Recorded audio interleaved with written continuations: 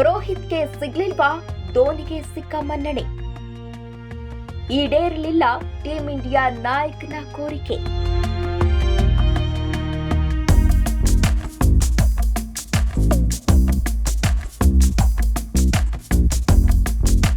ಅದು 2014 ಭಾರತ ಕ್ರಿಕೆಟ್ ತಂಡ ಆಸ್ಟ್ರೇಲಿಯಾ ಪ್ರವಾಸಕ್ಕೆ ತೆರಳಿತು. ಆದರೆ ಸಮಸ್ತ ಕ್ರಿಕೆಟ್ ಲೋಕ ಅಂದು ಊಹಿಸದ ಘಟನೆಯೊಂದು ನಡೆದಿತ್ತು. ನಾಯಕನಾಗಿ ಉತ್ತುಂಗದಲ್ಲಿದ್ದ ಮಹೇಂದ್ರ ಸಿಂಗ್ ಧೋನಿ ತಮ್ಮ ಕ್ರಿಕೆಟ್ ವೃತ್ತಿ ಬದುಕಿಗೆ ವಿದಾಯವನ್ನ ಹೇಳಿದ್ರು.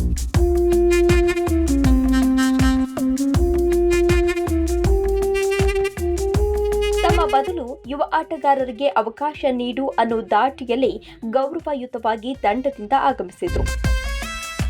ಬಟ್ ಇದೊಂದು ವಿಚಾರದಲ್ಲಿ ಮಾತ್ರ ಭಾರತ ಟೆಸ್ಟ್ ಕ್ರಿಕೆಟ್ ತಂಡದ ಮಾಜಿ ನಾಯಕ ರೋಹಿತ್ ಶರ್ಮಾಗೆ ಈ ಭಾಗ್ಯ ಸಿಗಲೇ ಇಲ್ಲ.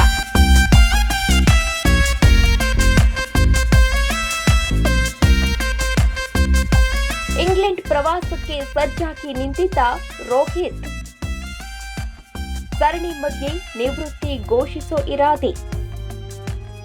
ಇನ್ನೇನು ಐಪಿಎಲ್ ಹಂಗಾಮ ತನ್ನ ಅಂತಿಮ ಚರಣವನ್ನ ತಲುಪಿದೆ. ಇತ್ತ ಟೀಂ ಇಂಡಿಯಾ ಮತ್ತೆ ತನ್ನ ಕ್ರಿಕೆಟ್ ಜಗತ್ತಿಗೆ ಮರಳಬೇಕಿದೆ. ಅದರಲ್ಲೂ ಬಹುನಿರೀಕ್ಷಿತ ಇಂಗ್ಲೆಂಡ್ ಪ್ರವಾಸಕ್ಕೆ ಅಣಿಯಾಗಬೇಕಿದೆ. ಆದರೆ ಇದೆಲ್ಲದರ ನಡುವೆ ಏನೆಲ್ಲ ನಡೆದು ಹೋಗಿದೆ? ಶುಕ್ರವಾರ ಬಹುತೇಕ ಇಂಗ್ಲೆಂಡ್ ಪ್ರವಾಸಕ್ಕೆ ಭಾರತ ತಂಡದ ಆಯ್ಕೆ ನಡೆಯಬಹುದು. ಆದರೆ ಇಂಟ್ರೆಸ್ಟಿಂಗ್ ವಿಚಾರವೆಂದ್ರೆ ಈ ಸರಣಿ ನಾಯಕತ್ವವನ್ನ ಖುದ್ದು ವಹಿಸಿಕೊಳ್ಳಲು ರೋಹಿತ್ ಶರ್ಮಾ ಆಸಕ್ತಿಯನ್ನ ವಹಿಸಿದ್ರು. ಧೋನಿ, ಅಶ್ವಿನ್ ಮಾದರಿಯಲ್ಲೇ ಸರಣಿ ನಡುವೆ ನಿವೃತ್ತಿ ಘೋಷಿಸುವ ಹುಮ್ಮಸ್ಸಿನಲ್ಲಿದ್ರು. ಈ ಬಗ್ಗೆ ಬಿಸಿಸಿಐ ವರಿಷ್ಠರು ಸೇರಿದಂತೆ ಆಯ್ಕೆ ಸಮಿತಿಗೂ ಮನವಿಯನ್ನ ಸಲ್ಲಿಸಿದ್ರು. ಆದರೆ ಇದಕ್ಕೆ ಬಿಸಿಸಿಐ ಬಿಗ್ ಬಾಸ್ಗಳು ಸುತಾರಾಂ ಒಪ್ಪಿಲ್ಲ. ಆದರೆ ಇಂಗ್ಲೆಂಡ್ ಸರಣಿಗೆ ಆಯ್ಕೆ ಮಾಡ್ತೀವಿ, ಬಟ್ ನಾಯಕನಾಗಿ ಅಲ್ಲ ಅನ್ನೋ ಷರತ್ತನ್ನ ವಿಧಿಸಿದ್ರು. ಇದರಿಂದ ತಮ್ಮ ಕನಸಿನ ಸರಣಿ ನಡುವಿನ ನಿವೃತ್ತಿ ಬದಲು ಅದಕ್ಕೂ ಮೊದಲೇ ರೋಹಿತ್ ಒಲ್ಲದ ಮನಸ್ಸಿನಿಂದ ತಮ್ಮ ನಿವೃತ್ತಿ ಘೋಷಿಸಿದ್ದಾರೆ. ತಂಡದ ಆಟಗಾರನಾಗಿ ಹೋಗೋ ಮನಸ್ಸಿಲ್ಲದ ರೋಹಿತ್ ಬಿಸಿಸಿಐ ಮೇಲಿನ ಮುನಿಸಿನೊಂದಿಗೆ ತಮ್ಮ ಟೆಸ್ಟ್ ಯುಗವನ್ನ ಅಂತ್ಯಗೊಳಿಸಿದ್ದಾರೆ.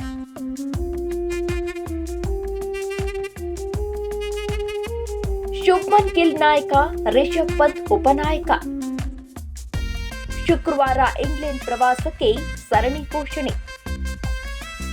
ಇನ್ನು ರೋಹಿತ್ ಮತ್ತು ವಿರಾಟ್ ಕೊಹ್ಲಿ ಇಲ್ಲದ ಟೆಸ್ಟ್ ತಂಡದ ಭವಿಷ್ಯವೇನು ಅನ್ನೋ ಪ್ರಶ್ನೆ ಮೂಡಿದೆ. ಇದರ ನಡುವೆ ಯುವ ಬ್ಯಾಟರ್ ಶುಭ್ಮನ್ ಗಿಲ್ಗೆ ತಂಡದ ಸಾರಥ್ಯ ನೀಡುವುದು ಬಹುತೇಕ ಅಂತಿಮವಾಗಿದೆ. ಅಷ್ಟೇ ಅಲ್ಲ, ರಿಷಬ್ ಪಂತ್ಗೆ ಉಪನಾಯಕನ ಪಟ್ಟ ಕಟ್ಟುವ ತೀರ್ಮಾನವೂ ಆಗಿದೆ. ಈ ಬಗ್ಗೆ ಅಧಿಕೃತ ಘೋಷಣೆಯೊಂದೇ ಬಾಕಿ. ಇನ್ನು ಈ ಬಗ್ಗೆ ಪ್ರತಿಕ್ರಿಯಿಸಿರುವ ಹಿರಿಯ ಆಟಗಾರ ಸುನಿಲ್ ಗವಾಸ್ಕರ್, ಶುಭ್ಮನ್ ಪಂತ್ ಶ್ರೇಯಸ್ಗೆ ನಾಯಕತ್ವ ಗುಣಗಳಿವೆ ಎಂದಿದ್ದಾರೆ. ಇದರ ನಡುವೆ ವೇಗಿ ಬುಮ್ರಾ ಹೆಸರು ಮುಂಚೂಣಿಯಲ್ಲಿದೆ.